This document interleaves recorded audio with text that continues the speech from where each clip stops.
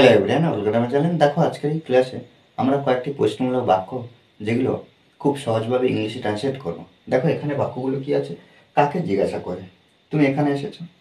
কাকে জিজ্ঞাসা করে তুমি এই কাজ করেছো? আমরা তো দেখতে পাচ্ছি যে এখানে এই যে তুমি এখানে এসেছো, এই যে প্রশ্নটা তুমি এই কাজ করেছো, এই প্রশ্নটা আমরা ট্রান্সলেট করতে পারবো কেমনভাবে না, একটা প্রশ্নমূলক বাক্য যেমনভাবে গঠন করতে হয়। কিন্তু এখানে কাকে জিজ্ঞাসা করে এই যে ফ্রেজটা, এটা কিন্তু প্রত্যেকবারে একইভাবে আমরা বাক্যের প্রথমে ব্যবহার করব। কাকে জিজ্ঞেস করে এর জন্য আমরা কি করব না, বাই অ্যাস্কিং হোম ব্যবহার করব। কাকে জিজ্ঞাসা করে, বাই অ্যাস্কিং হোম, কাকে জিজ্ঞাসা করে। কাকে জিজ্ঞাসা করে তুমি এখানে এসেছো, কাকে জিজ্ঞাসা করে তুমি এখানে এসেছো। তাহলে এখানে আমরা কি করছি না, বাই অ্যাস্কিং হোম। আমি কিন্তু এখানে বাক্যের গঠনটা লিখবো না। কেন লিখবো না? কারণ একটা বাক্য ট্রান্সলেট করলে প্রত্যেকটা বাক্য একইভাবে সুন্দরভাবে ট্রান্সলেট করতে পারবো। তাহলে এখানে দেখো, এখানে যে বাক্যটা আছে, এই যে তুমি এখানে এসেছো, এটা দুভাবে বলতে পারবো। তুমি এখানে এসেছো অথবা তুমি এখানে এসেছো, সাধারণভাবে বলবো।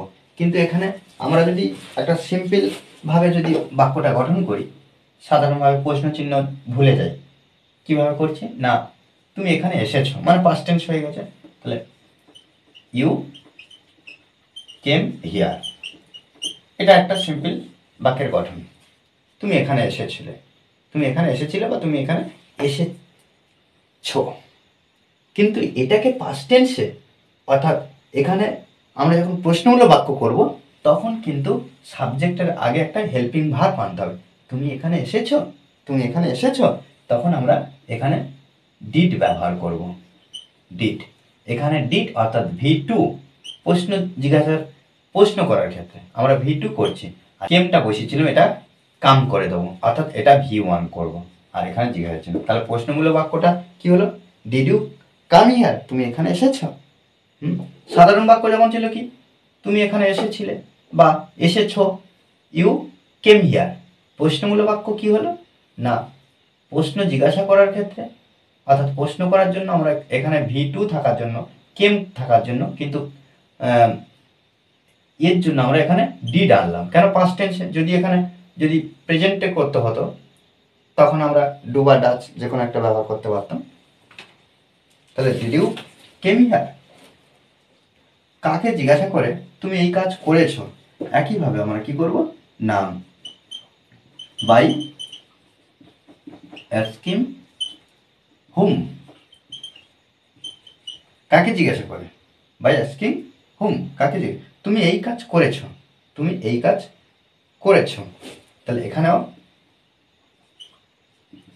ডিড ইউ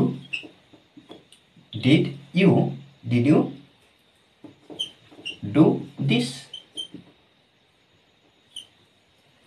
এবার জিজ্ঞাসা ছিল, তুমি এই কাজ করেছো, ডিড ইউ ডু দিস। কাকে জিজ্ঞাসা করে টিভি দেখছো,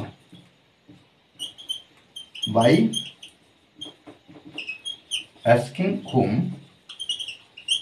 বাই অ্যাস্কিং হুম, কাকে জিজ্ঞাসা করে টিভি দেখছো। এই যে টিভি দেখছো, এখানে প্রশ্নমূলক বাক্য করা আছে। টিভি দেখছো, এই যে দেখছো, এখানে কিন্তু কন্টিনিউয়াস টেন্স।